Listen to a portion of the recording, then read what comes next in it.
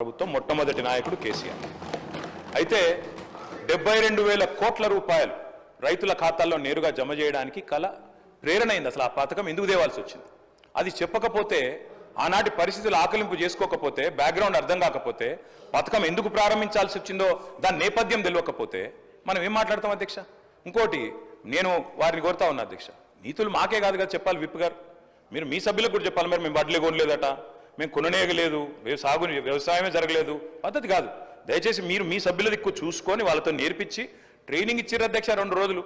మరి వాళ్ళకి ట్రైనింగ్ చక్కగా ఇచ్చింటే బాగుండేది కదా అధ్యక్ష. అధ్యక్ష మేము ఒకటే అంటున్నాం అధ్యక్ష, ఆ రోజు రైతు కళ్ళల్లో ధైర్యం లేదు. ఉమ్మడి ఆంధ్రప్రదేశ్లో తెలంగాణ ప్రాంతంలో కళ్ళంలో ధాన్యం లేదు.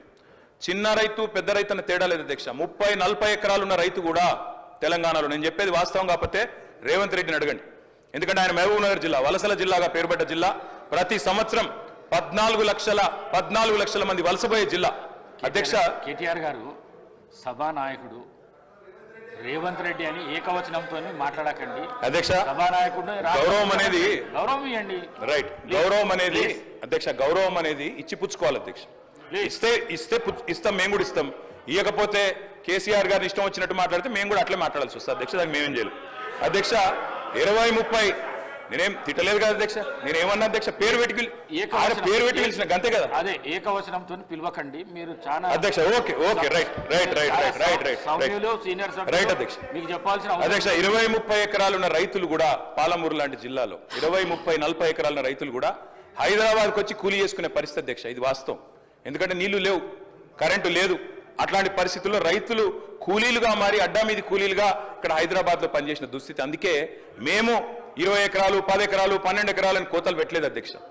తెలంగాణ ప్రాంతంలో నీళ్లు లేక ఎన్ని ఎకరాలున్నా రైతు కూలీగా మారిపోయిన దయనీయమైన పరిస్థితి ఉండే కాబట్టే మేము ఆలోచన చేసినాం అధ్యక్ష.